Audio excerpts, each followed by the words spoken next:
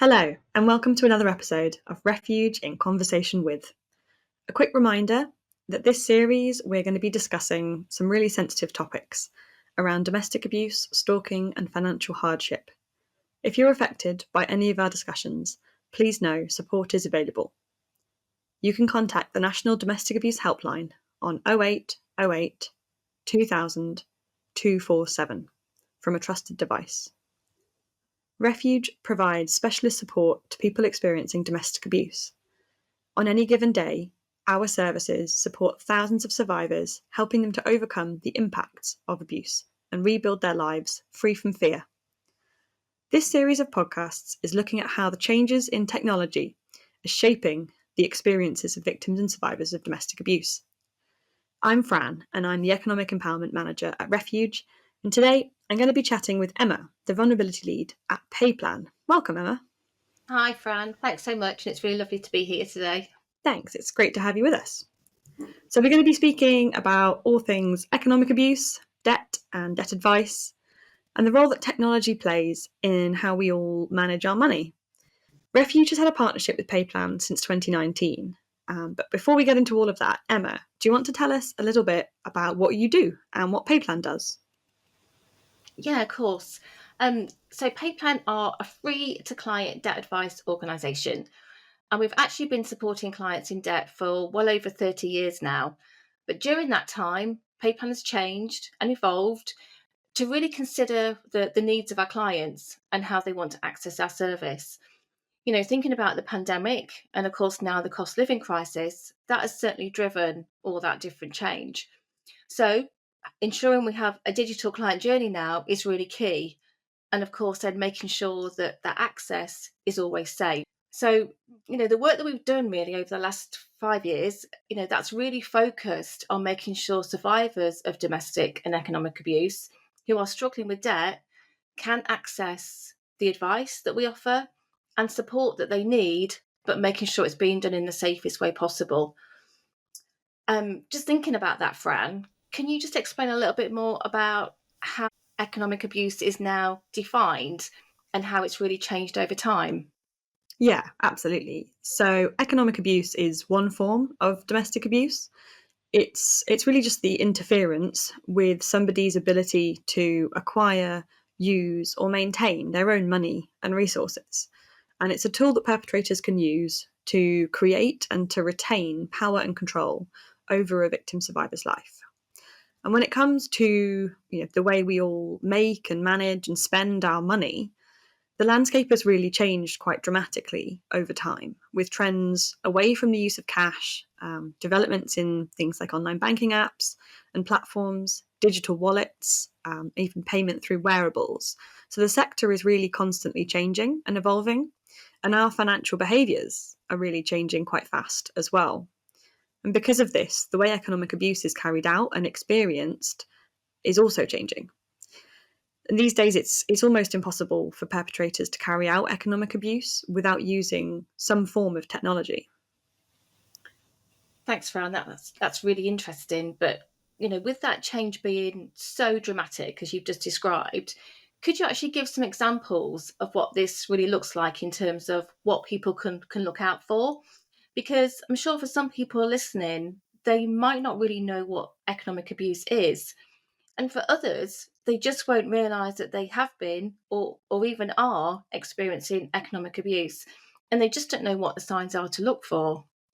Absolutely, and I think that's a really good point. And economic abuse is kind of a term that we use to define lots of different behaviours. Every survivor's experience is different, so what economic abuse is for one person might be really different to another. From the work that we do, we've seen lots and lots of survivors who have had things like overdrafts, loans, and credit cards taken out in their name without their knowledge or consent. Often a survivor's online banking apps being monitored or managed, sometimes through access to things like their email accounts. Perpetrators have used those online accounts to take out credit in the survivor's name. We see lots of survivors who have things like online benefits accounts being misused, things like universal credit being controlled by the perpetrator, by a partner, ex-partner, or family member. in order to restrict the access to that money, or even just to interfere with the survivor's ability to claim what they're entitled to. We've worked with lots of survivors whose perpetrators have insisted or pressured them into handing over or disclosing passwords for different online accounts. Things like their online banking apps, Google Pay, Apple Pay, that kind of thing. And this kind of misuse of online accounts can be to monitor spending or sometimes restrict how the survivor is spending their own money. It can also be to track their real-time location, because every time you make a transaction or you use your card, those online platforms are updated almost immediately. It can be it can also be the control of things like household finances, or refusal to pay things like child maintenance, child support. It can also be in the form of sabotaging someone's ability to earn their own money, maybe by stopping them from going to work or getting to college. We've seen perpetrators interfering with the survivor's ability to keep a job. So things like damaging devices that they might use when they're working from home, or even contacting colleagues or an employer through online platforms, trying to ruin their reputation and interfere with their ability to keep that job, or to get a new one. And with the developments in technology around money and finances, we can have a lot of more access to information about our own finances, and we can take action really quickly, which in lots of circumstances can be really helpful. But what we do see is that some of these systems can be misused to carry out economic abuse. At Refuge, we're working really hard to try and stay on top of these changes in the landscape, to provide the most up-to-date and relevant guidance and support to the people that we work with. And we also really want to push for change across the financial sector so that survivors are better protected from these forms of abuse. We really want to make sure that survivors of abuse aren't forced offline or told that they can't use certain devices or accounts. Technology is so integral to everything we do these days. We really rely on it so much in our everyday lives. So the work we do really focuses on making sure survivors can use those devices and accounts and online platforms in the way that they need to, but in a way that is safe. And with this kind of tech safety element in mind, Emma, when it comes to debt advice and the work that you do, are there certain things that Payplan have learned over the last few years, or what have you put in place to help increase safety for the people that you support? Yeah, absolutely. We can absolutely resonate with all the things that you've just said. And really, with the developments in technology and more of our clients accessing debt advice over that digital platform and wanting that digital journey, it's been vitally important for us to really develop our processes, to really take the needs of victims and survivors of economic abuse into account so they can access support, but also then at the same time with a reassurance that it's actually safe to do so.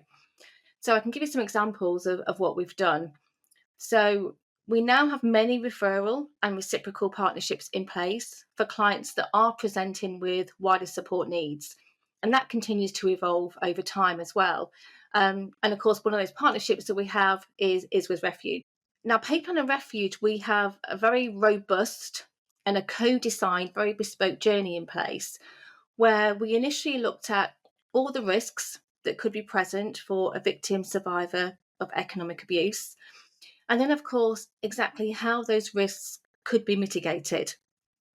So we have what's called the Secure Referral Hub, which primarily it's an online form that a Refuge caseworker can complete. They can put all the client's details on there so we know that they're the safe details.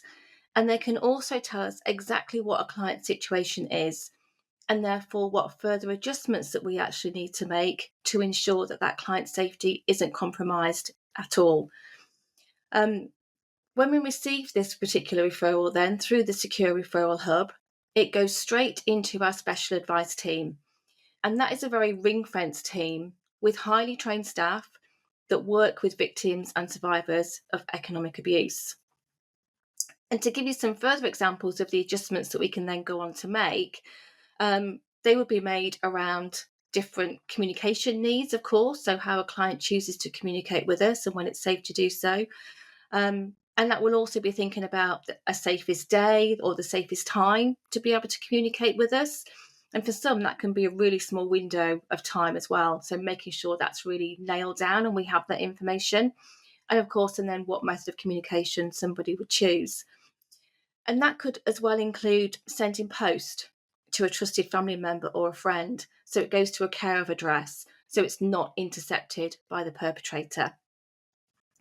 We can also password protect accounts as well. So set up a password on each individual accounts. We can work with a trusted third party, of course, where we have the authority to do that. And even the caseworkers at Refuge can act as that particular third party as well. Ultimately, we want to ensure timely and safe interactions whilst working with that Payplan advisor, which is also done on that one-on-one basis. So building up that relationship as well. We actually refer to this as walking a client through the door. So having a referral made on the client's behalf from Refuge, going from one trusted pair of hands to another, it really instills that element of trust right from the start, which is so important when you're dealing with clients in these kind of circumstances. But, we don't want to stop there. We continue to learn from this partnership and we continually strive to make improvements where we can. But what I've talked about, that is just a very quick snapshot of what we do and what we have done to enhance our client journey for victims and survivors of economic abuse. And you can find out a lot more about all these different initiatives in our collaborative report that we did. And that's called the Safe Pathways into Debt Advice. And that also includes a best practice guide for other financial organisations to look at. And also, Fran, thinking about what you spoke about the drive for change, that also includes our call to action for other financial organisations to do that, to exactly make a change. Absolutely. It's really clear that from what you've explained, that how much work has gone into making sure that survivors of domestic and economic abuse are able to access that kind of detailed bespoke debt advice really safely. Can you tell us a bit about the impact of that on the work that you do? So have you seen changes or specific trends in what people need and want from you when they're coming for support? Yeah, absolutely. I mean, we have seen an increase year on year on clients that disclose that they are a victim, survivor of domestic and economic abuse, or even different clients that we actually identify that can be in those circumstances, being identified by our different advisors, particularly in the digital journey. We're seeing more and more of that and more indicators of people that could be the victims of economic abuse but just don't realise it. So that's really led to further training and awareness being required across all of our different departmental teams. So all of our new starters, for example, they are trained in spotting the signs of economic abuse. That can be through different conversational models, but also through specially devised triage questions as well. And it can even be at the point of taking a client's income and expenditure. That can reveal so much, and clients can say so many different things, which will just be an indicator in itself. So that's a really important part of the advice journey, to pick up on those different indicators. Thinking about trends, the upward trends in disclosures and identification around economic abuse also means we need to ensure escalation processes are in place as well. And also thinking about that increased trend, that we're resourced accordingly. We looked at our resource certainly during the pandemic, we resourced accordingly, and certainly now with the cost of living crisis, we certainly have that resource available. And then not to mention just that final bit really about the initiatives that we have in place for our own colleagues and thinking about colleague wellbeing, which is so important when you're dealing with difficult conversations day in, day out, and the impact that can have on our colleagues and our teams as well. So, Fran, is that something that you're seeing at Refuge as well? Yeah, absolutely. And I think the elements you've just highlighted there really shows the the need and the impact of that level of kind of detailed training, detailed update of policies and practice within your organisation. And it shows that can have a really significant impact on more people coming forward and asking for support. So it's really great to hear. We've seen a really significant increase over the last few years of survivors coming to our specialist technology, facilitated abuse and economic empowerment team. Specifically, we've seen quite a significant increase in the need for support to tackle things like coerced debt and fraud. We feel that this has been a significant increase since the pandemic. So we know lots of organisations had to make some really quite significant changes quite quickly, and lots of processes were forced online that may have otherwise had more kind of manual human intervention. And what we believe is that we're seeing the knock-on effect of that, where perpetrators have been able to misuse things like the online systems and platforms to take out debt in survivors' names. So what we did a piece of research, Refuge did a piece of research with the Co-op Bank, and we found that on average, survivors of economic abuse are likely to be left with around £3,272 worth of debt as a consequence of the abuse they've experienced, with a quarter of survivors having debts over £5,000. For some, it was much, much higher. So on an individual level, that's really difficult to tackle and manage, and it's incredibly long-lasting, the impact. But on a wider scale, that equates to approximately £14.4 billion worth of UK debt that's directly attributable to economic abuse. So that's why we really want to see the financial sector working more closely with domestic abuse support services to try and tackle this. It's such a significant issue for all of us to try and tackle together. I think that piece of research that you just mentioned really endorses that. So, question then. If somebody is struggling with finances and think that they might be experiencing domestic and or economic abuse, maybe they are paying off debt that was taken out by a partner, ex-partner, or a family member in their name, what would you suggest that they do? Yeah, so we would really encourage anyone that thinks they might be experiencing domestic or economic abuse to reach out for support. So whether that's calling the National Domestic Abuse Helpline or looking to speak to your local domestic abuse support service in your area, that's a really important first step. And it can be a kind of on a no-names basis. You could talk completely anonymously to the National Domestic Abuse Helpline to really suss out how you feel. And if you've got that niggle of doubt, maybe something isn't quite right, that's a great time to ring the National Domestic Abuse Helpline.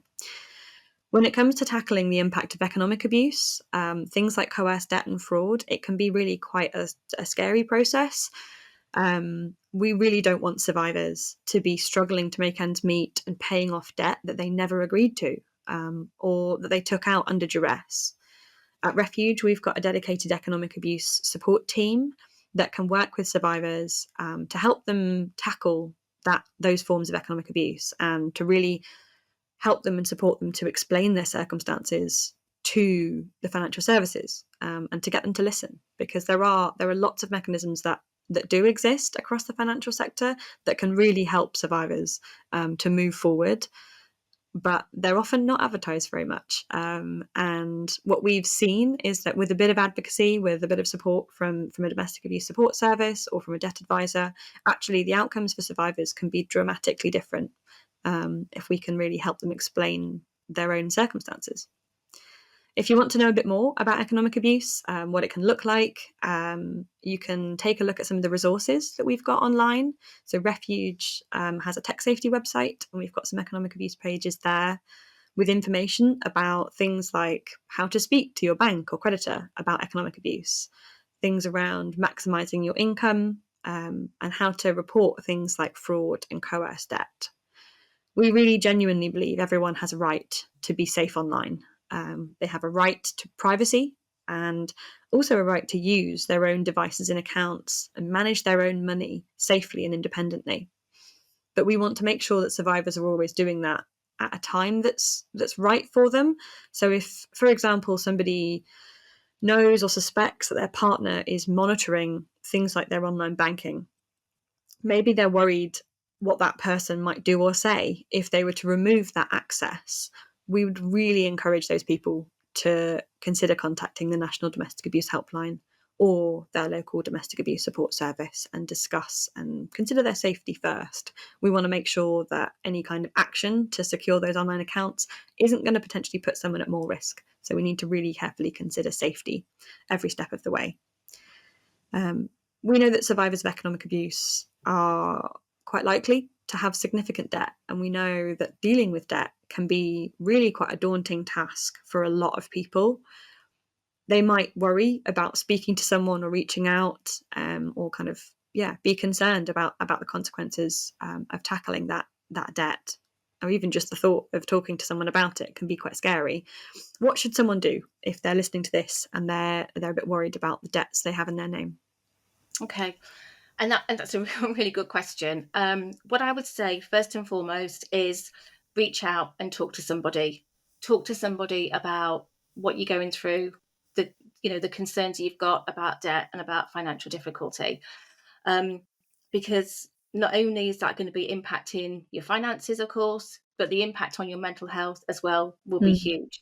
We know the correlation between debt and mental health, of course. So first and foremost, please reach out, but do it in a way that you feel safe to do so after having taken all those precautions that you've just mentioned.